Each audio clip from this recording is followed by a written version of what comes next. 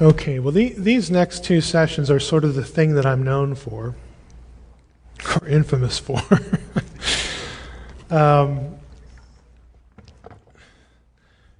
And again, I realize that some of the ways I'll approach things and some of the things that I'll show you here might be new to you, but it's your Bible.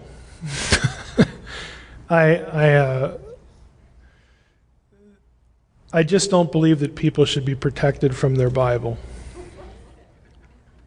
I think that does a disservice to people who are really interested in it. And it's God's Word, so I just think it's a wrong-headed thing to say that there are just things in your Bible that you shouldn't know. So, again, take that for what it's worth. I'm your friend, you know me now. But there are just some things in the Bible that are kind of strange because we're from a different world.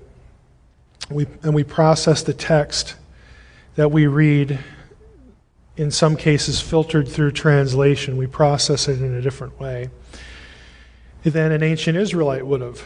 And so what I'm going to take you into here is really the ancient Israelites, and of course on into the first century Judaism, the way a biblical writer in Old and New Testament would have thought about God and about the unseen realm and its interaction with us in a very brief overview. You want more detail? The book is coming out in March, and I hope that you'll avail yourself of that when it comes. By the way, you should subscribe to one of the feeds on my blog or follow me on Twitter, because that's where I post updates on these sorts of things.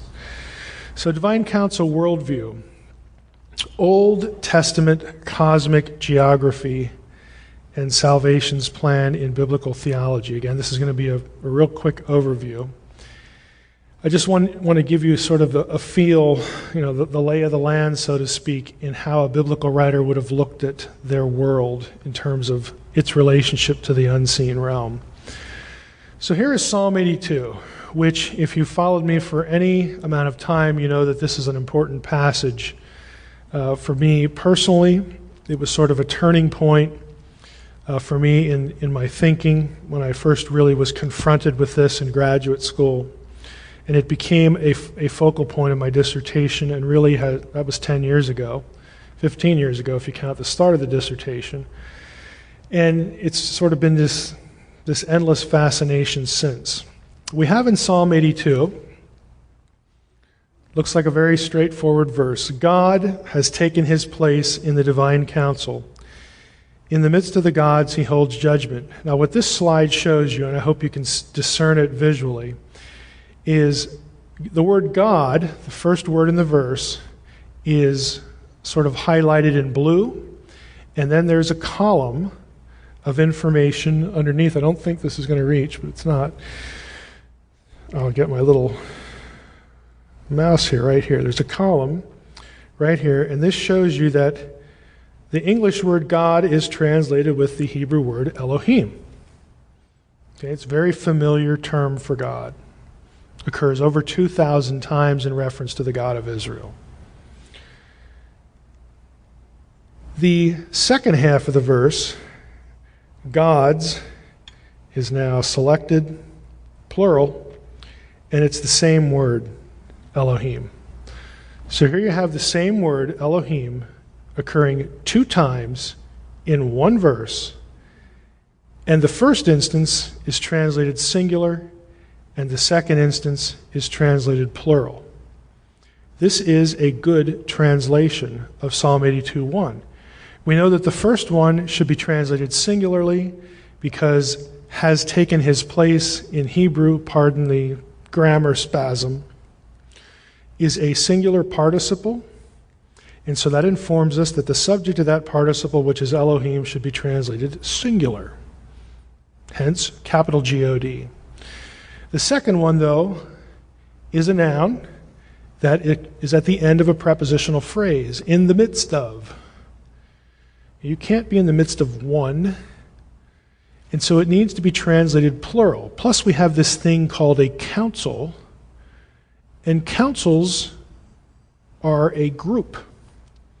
And so contextually and grammatically, the second occurrence of Elohim should be translated plural. Hence the ESV has a good translation. God has taken his place in the divine council. In the midst of the gods, he holds judgment. Now right away, if you've never seen this before, you're probably thinking a thought like this. Boy, that sounds like a pantheon. That sounds like Greek mythology. You're freaking me out, Mike. Stop it. That's okay. It is divine plurality. There is divine plurality in many, many places in the Hebrew Bible. Now, what people have done with this is tried to disguise it. If you look at the New American Standard Version of Psalm 82:1, it would be, he has taken his place in the midst of the mighty ones. It completely obscures the fact that the Hebrew text has Elohim. Other people will say, well, the gods he's talking about here are the Israelites, the Jewish leaders, that were appointed by Moses, or just the Sanhedrin. And I mean, you'll actually read this not only in academic literature, but lots of popular literature, Bible teaching, trying to get away from plural G-O-D-S for Elohim in this verse. Now the problem, there's a lot of problems with it, but if you go down to verse 6, the psalmist, again, the speaker is God in this case, I said, you are gods. Again, blue highlighting, it's the same word again, Elohim. Sons of the Most High, all of you. Well, I still think that's Israelites. I mean, the Israelites were the children of God too. Yeah, so was everybody else, but we don't want to talk about that. I still think it's men. If you go to Psalm 89, that's really impossible. Let the heavens praise your wonders, O Lord, your faithfulness in the assembly of the holy ones. For who in the skies can be compared to the Lord? Who among the B'nai Elim, the sons of God, is like the Lord?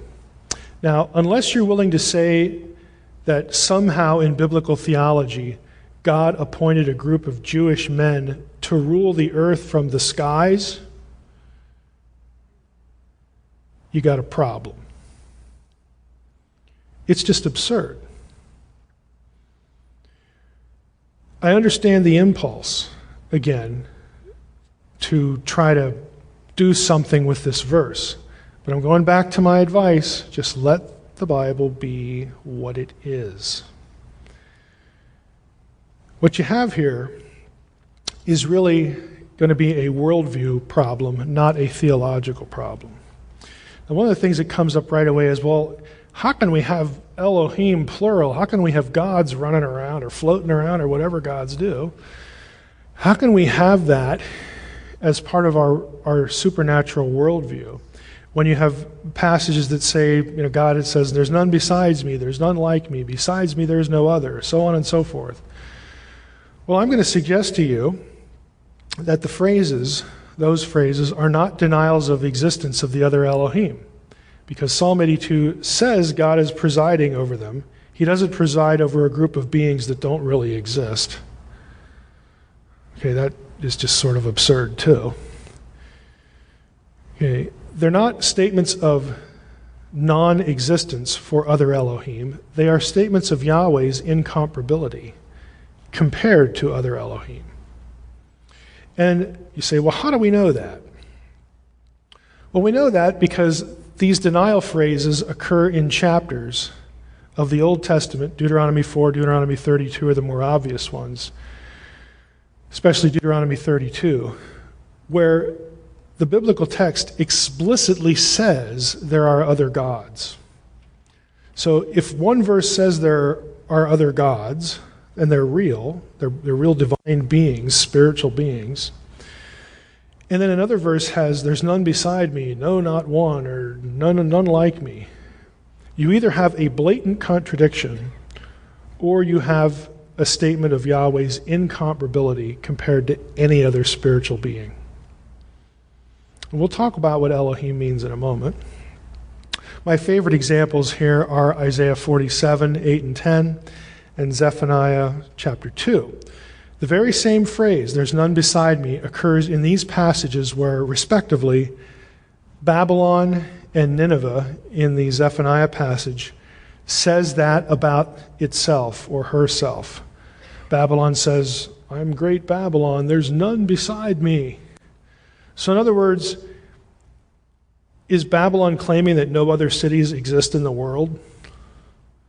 No, Babylon is saying, "I'm the best." Same for Nineveh. And the incomparability works everywhere the phrases occur. Denial of existence doesn't work in just about all of them, again, taken in context. But again, I understand the impulse. So how do we understand Elohim? What about monotheism? Aren't we monotheists, Mike? Maybe that Mormon guy you had lunch with, really convinced you that their theology was just great. No. No, he didn't, and he didn't try. What we have, again, it's a cultural context problem. We're used to seeing the word G-O-D, and when we look at that word, we mentally assign a specific, unique set of attributes to that word because of who we are in Western culture. A biblical writer did not look at Elohim that way.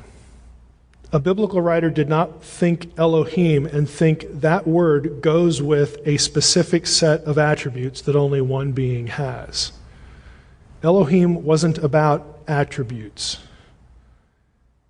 So a biblical writer could call, and we're going to see in a moment examples, in fact, it might be the next slide, it is.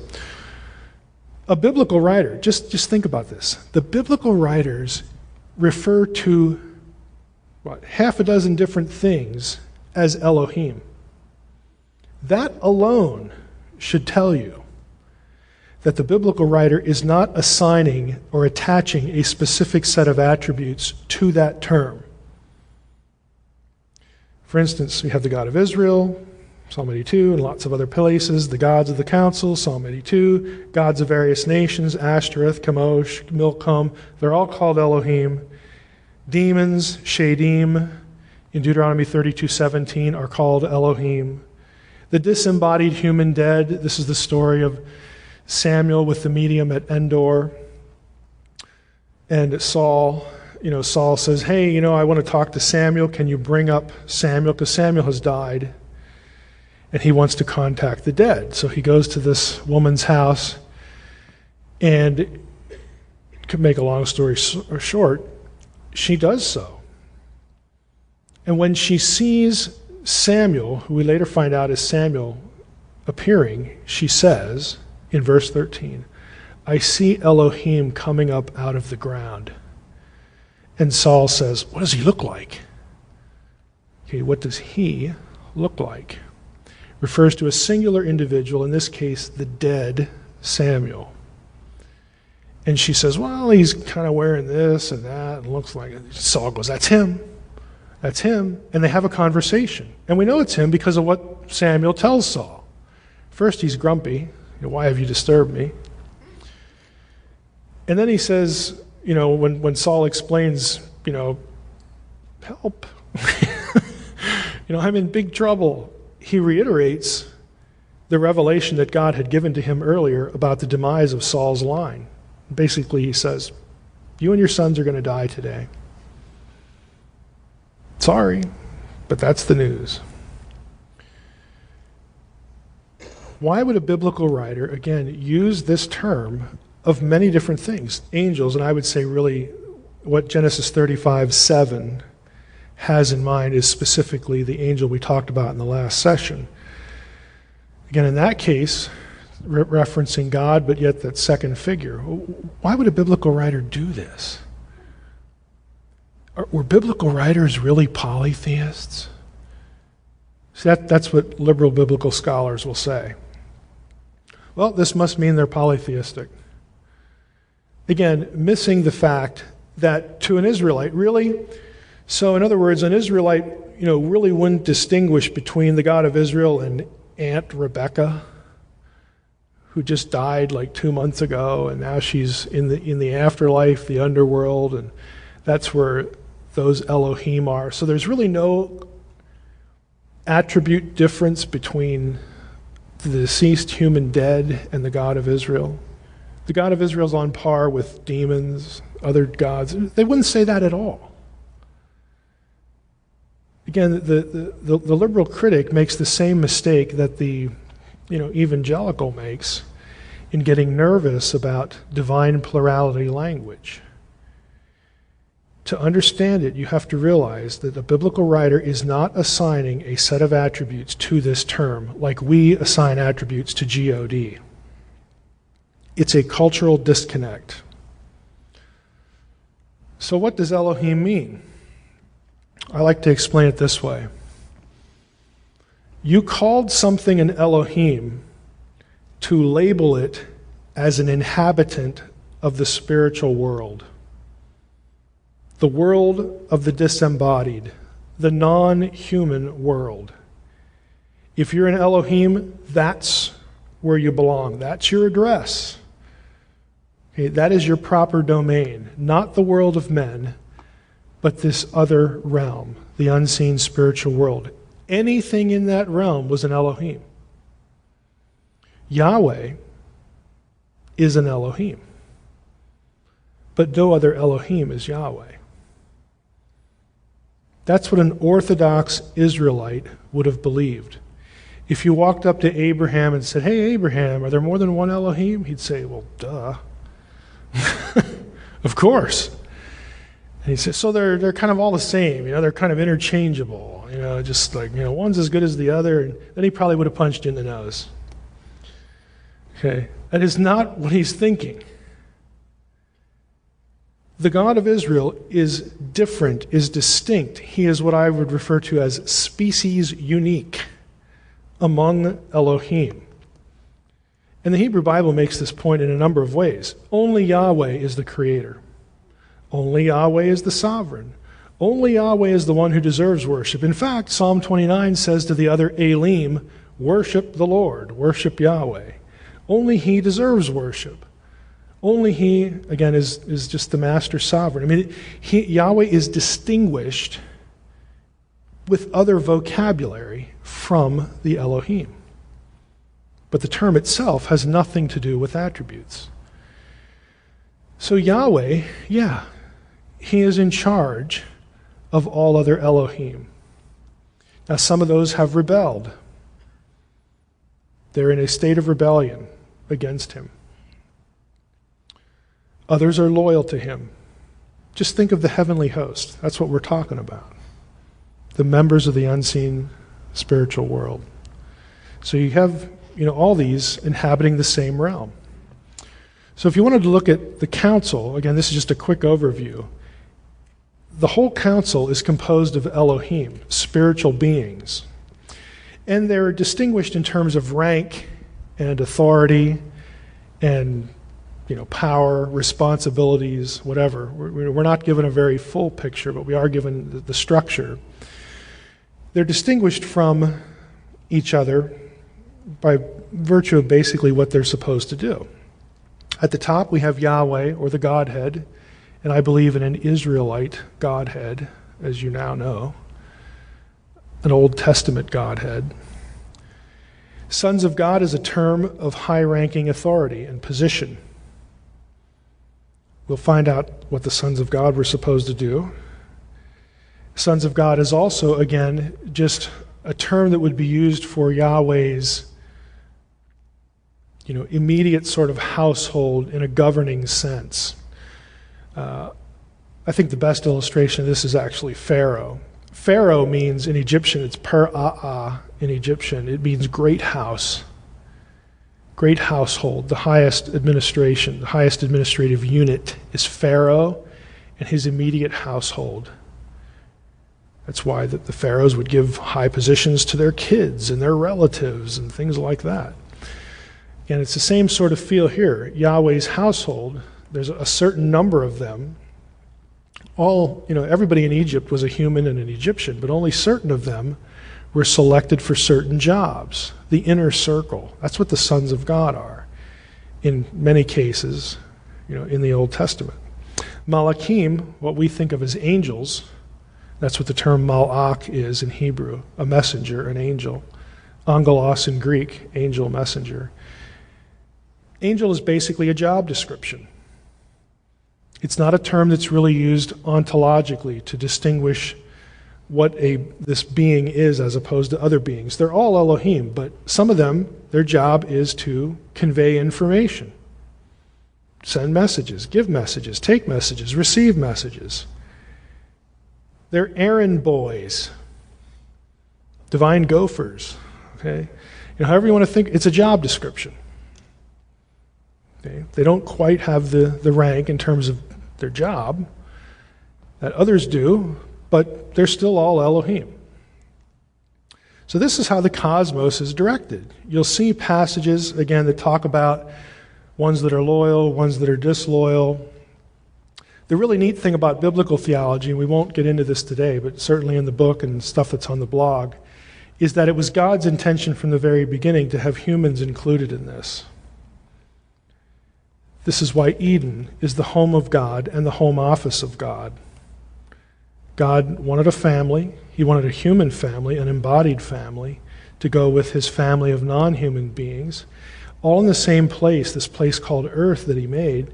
He wanted them all together in one family and in one unit to spread his goodness, his law, his rule over the entire earth. Do you realize that Eden was not Earth? Eden is a little piece of Earth. Okay, Eden has its own geography in Genesis 2. It's a really, really, really, really small plot on Earth. The job of Adam and Eve would have been to extend Eden to the entire planet, be fruitful, and multiply. Okay, subdue the earth. It wasn't just farming. It was make the rest of the world like this is, like Eden. Rule with me and with my heavenly household together. Now, in the New Testament, because of the fall and the plan of salvation, we call that what? Glorification. That's why the New Testament is tracking us back to Eden. That's why the book of Revelation ends with Eden. Okay, it's intentional. That's why we're called the sons of God in various places in the New Testament. That's why God uses family terminology of us. Adoption, sons, daughters, children of God. This is not random. It is trekking us back mentally to Eden. It's the whole point. But, we know the story.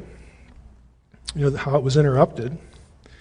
There are passages where in 1 Kings 22, I don't think I have this on the next slide, 1 Kings 22, where God has decreed, here's your sovereignty and free will mix.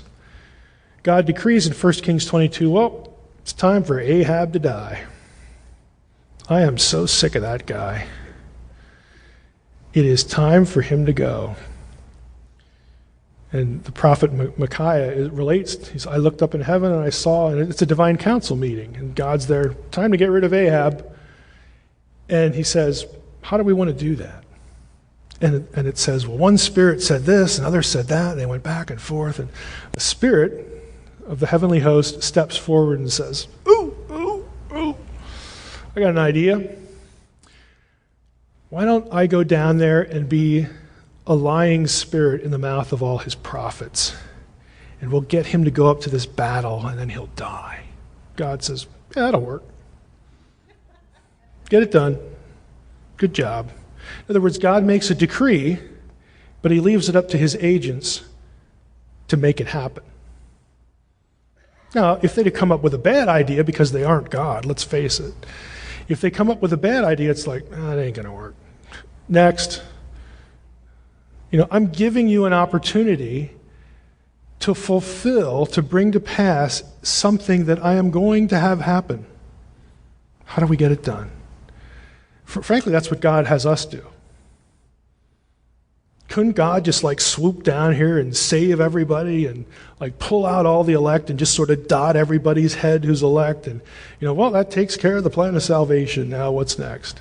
No, instead, he leaves it up to people, his human imagers, his human agents on this planet. Why does God do that? Well, frankly, I don't know. He just likes to do that. I have an end in mind. The end is going to happen. I will not be beaten. I will not be thwarted by all these other, by these rebellions, whether they're human or divine. I am not going to lose. But I originally decided that I wanted to do this with human beings who share my abilities in some small way. And I am not changing the plan. Because to change the plan means I chose poorly to begin with. I am going to work this plan, and I'm going to get it done. We're not going to plan B. We're not eliminating humans. I am sovereign enough to allow them freedom and still win. The old chessboard illustration. God, sits down and plays chess with, who's the big chess player now? Garry Kasparov, I guess, still. And, God's going to win that chess match because he's decreed and predestined at every move. Isn't that impressive? Well, I guess. You know what's more impressive? If God sits down with the world's best chess player and says, I don't care where you move where you want. You're going to lose. I'm not going to force your hand at all. Move where you want, go ahead. I'm still going to win. That's a little more impressive to me. In other words, he doesn't need to sort of cheat and dictate how he's going to lose and how he's going to win. God likes people to participate. It's just what he enjoys. It's what he decided to do from the beginning, and he's not changing the plan. Now, what about other stuff going on earth, in this context? Deuteronomy 32:8-9 is an important passage. I have chosen the ESV here because it is more textually up to date, and you'll know what I mean by that in a moment. So it says here in verses 8 and 9, when the Most High gave to the nations their inheritance, when he divided mankind. When did he do that? When does humanity get divided? Anybody? Tower of Babel. Easy. When he did that, he fixed the borders of the peoples according to the number of the sons of God. Now, the ESV has a footnote because most English translations do not read sons of God here. They read sons of Israel.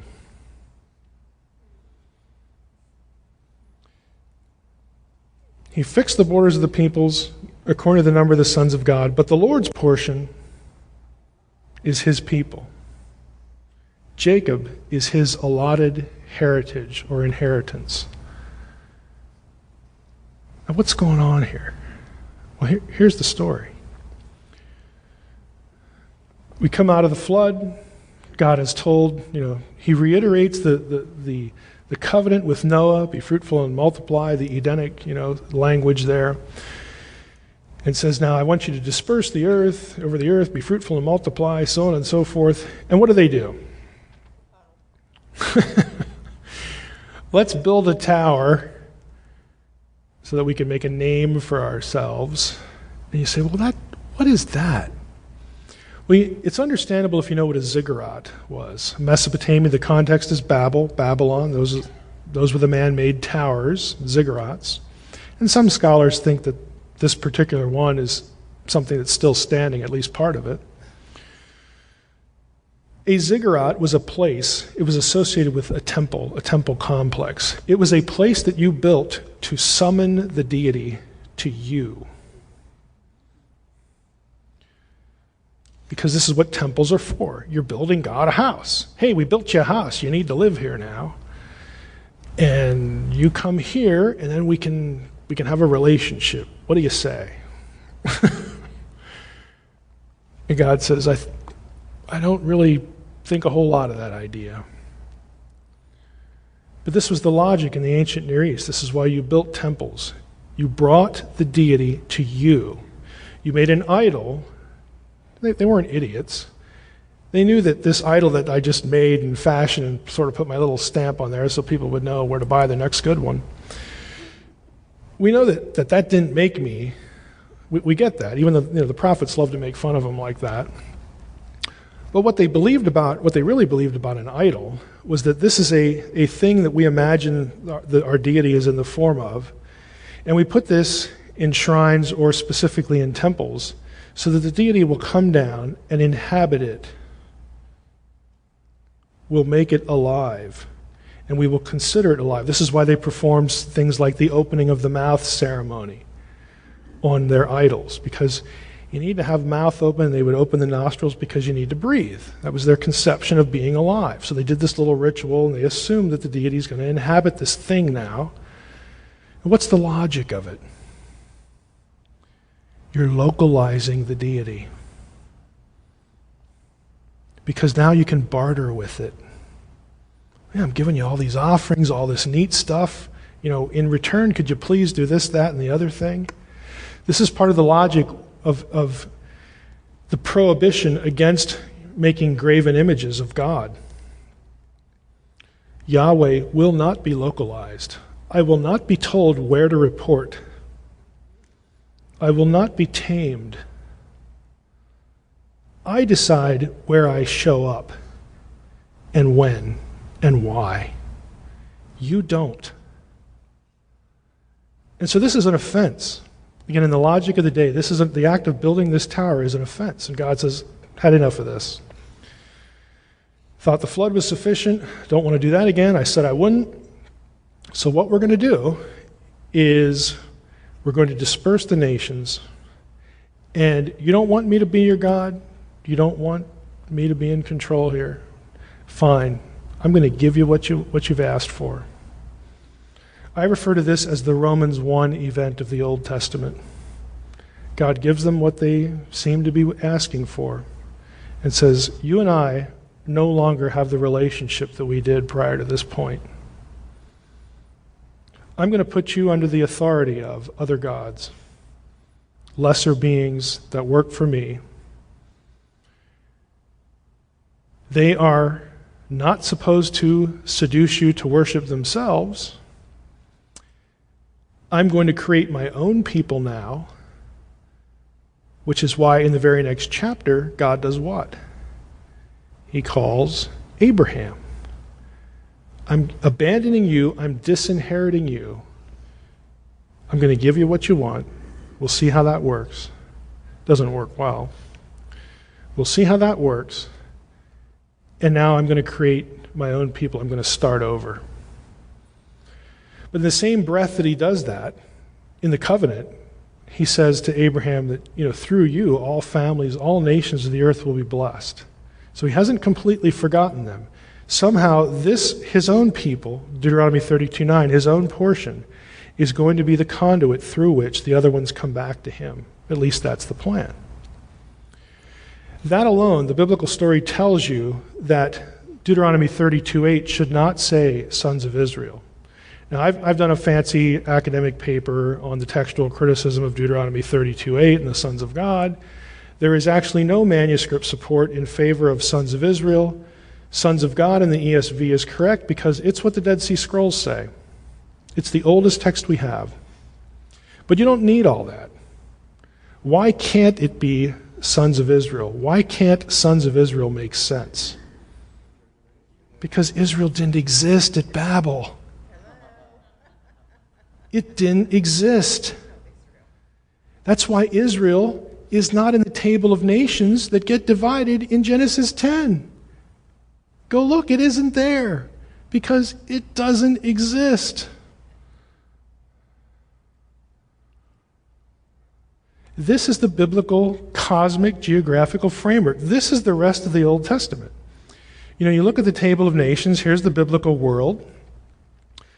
Tarshish on the left is going to be a factor in what I say in the last session. But here's your table of nations here, Genesis 10, that Deuteronomy 32 is referring to. This idea that of all the world, Israel is Yahweh's portion, and Israel, the descendants of Abraham, are Yahweh's people, is the framework for the rest of the Old Testament.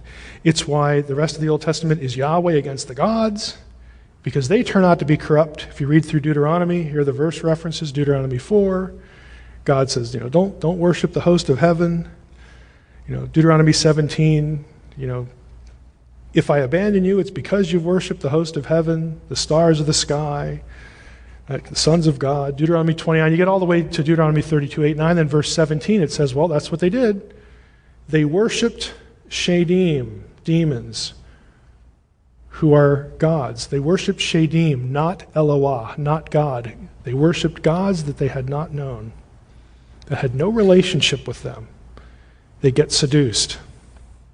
And in Psalm 82, if you read the whole psalm where we started today, what's the council meeting about? God has a bone to pick. God takes his place in the divine council among the Elohim. Verses 2, really to verse 5, he's castigating them for being corrupt, for not ruling the nations according to his principles, his laws, his justice. And he says, because of this, I said you were gods, all of you, sons of the Most High, but now you're going to die like men. I am stripping you of your immortality. And the psalm ends with the psalmist crying, O Lord, rise up and take the nations. Take them back. And this becomes a theme of the prophets. I think it's eschatological. The reclamation of all the nations disinherited at Babel. There's going to be something that happens to bring them back. They will be reclaimed. They will not be lost. The worldview explains a lot that's going on in the Old Testament. And a number of places, the 70 is kind of interesting. 70 nations, depending on whether you use the Masoretic text or the Septuagint, it's either 70 or 72. But that's the same number that correspond to the number that surrounding nations, the number of the sons of God that surrounding nations thought there were. Again, I don't think that's a coincidence. Look at some of the passages. When David, running from Saul, gets kicked out of Judah, he says, well, you kicked me out of here. What am I going to do? You kicked me out saying, go worship other gods. David's worried. He's concerned. How shall I pray to the Lord? What is David denying God's omniscience?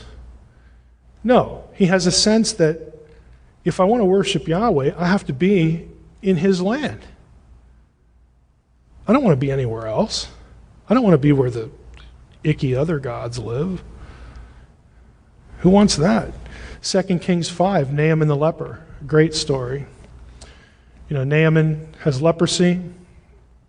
He goes and visits Elisha, and he gets mad. We know the story. We hear this in Sunday school a lot. Elisha won't even meet him initially. He doesn't even come out of his house. And he's an important guy. He's captain of the guard, And Elisha says, yeah, I know who's out there. Just tell him to go take a bath 7 times in the Jordan. He'll be okay. And he's like offended, like, this? Don't we have better rivers in Mesopotamia? Come on, what's this? And so his entourage convinces him, look, if he'd have told you to stand on your head or do something crazy, you would have done it. So why don't you just do it? And so he agrees, and he's healed. Remember what he does when he comes back to Elisha?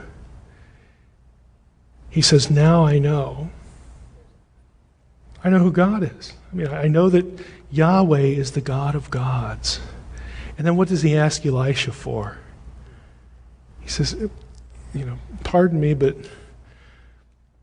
would it be okay to load my mules with dirt? Can I take some dirt back? Because, I'm an important person, and one of my jobs is I have to go in with the king to the temple of Rimmon, because Naaman is from Syria. That's their city god.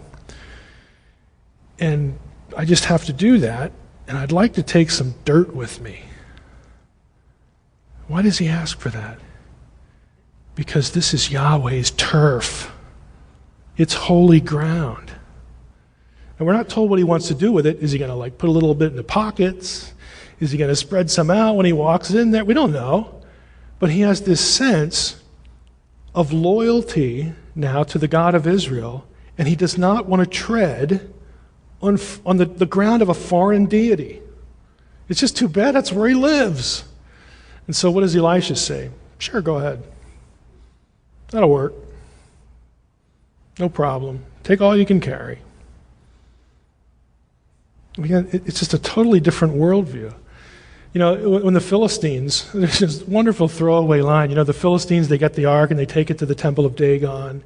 And of course, we know that Dagon gets his limbs chopped off and he's just a stump, He's laying there, and they come in, the Philistine priests come in the next day and get freaked out. And it actually says that because of what they find, from this day on, the priests walk around the threshold in their own temple. They won't walk over the place where Yahweh made mincemeat out of Dagon. It was dominion. We're not, we might die. Yahweh controls that turf. Again, it's just part of the whole supernatural worldview. We know the princes, Daniel, Michael, the prince of Persia, prince of Greece, prince of Israel, Michael in Daniel 12. Last thing I want to mention before we take a break is, because this sets up some neat stuff in the New Testament with Jesus, is Bashan. Again, this sense of Old Testament cosmic geography. Certain places were associated with certain supernatural things. And if it was outside the land of Israel proper, it was not a good place. It had to be taken. It had to be conquered. It had to be put under Yahweh's dominion. So one of these places in Deuteronomy 3 is Bashan. I'll just give you the short version here. Deuteronomy 3, Joshua 12, mention Og of Bashan, who was one of the Rephaim, one of the members of the giant clans. It says he was the last of the Rephaim, but he's their king, along with, you have Og and Sihon of Heshbon, that are both these Rephaim figures, but Og is specifically referred to in unusually large terms. But it mentions a place in Bashan, two places, Ashtaroth and Edrei, as being part of the dominion of Og. Those two places show up in Ugaritic texts, ancient Syrian, ancient Canaanite texts. And they are referred to there as the gateway to the netherworld. And Ezekiel 32 and maybe a dozen Ugaritic texts have the Rephaim as denizens, inhabitants of the netherworld, the underworld, the bad place. In New Testament parlance, Ashtaroth and Edrei marked what? The gates of hell. That is not a coincidence, because there's something going to happen in this region in Jesus' lifetime that's going to ring a bell. Again, for the person who knows what this turf was associated with, this was a dark place, and Israel has to go and take it with Moses and Joshua. And we'll see that a little bit next time. So let's take 10, or whatever time we have, and we'll come back and look at how this factors into the New Testament in some places.